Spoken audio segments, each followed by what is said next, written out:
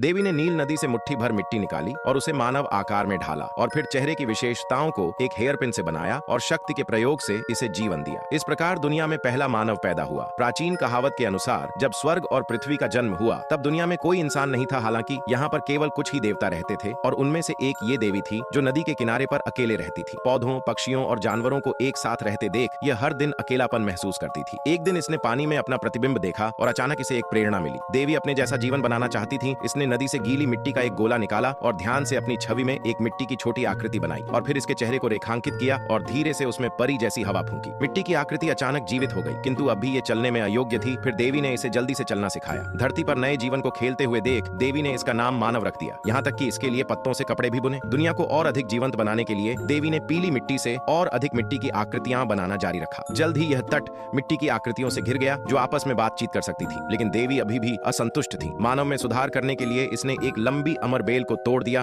और इसे कीचड़ से भरने के बाद हवा में लहराया। आश्चर्य की बात यह थी कि छलकने वाली कीचड़ की हर बूंद जमीन पर गिरने के बाद एक जीवंत प्राणी में बदल गई। समय के साथ पृथ्वी प्राणियों से भर गई। इन्हें पक्षियों और जानवरों की तरह प्रजनन करने की शक्ति और जीवित रहने के लिए काम करने की क्षमता दी गई। देवी ने और भी लंबे आदमी बनाए जो बिना थके एक साथ काम करते थे। तब से मनुष्य इस विशाल भूमि पर पीढ़ी दर पीढ़ी आगे बढ़ते गए। हालांकि खुशहाल जीवन लंबे समय तक नहीं चला। काले बादल का बवंडर अचानक समुद्र के ऊपर आ गया। जहां से भी बवंडर गुजरा वहां कोई घास नहीं उगी। सारा जीवन नष्ट हो गया। लोग भयभीत हो गए और मदद मांगने के लिए देवी के निवास की ओर भागे। देवी ने इस बवंडर का कारण जल के देवता और अग्नि के देवता के बीच लड़ाई होना बताया।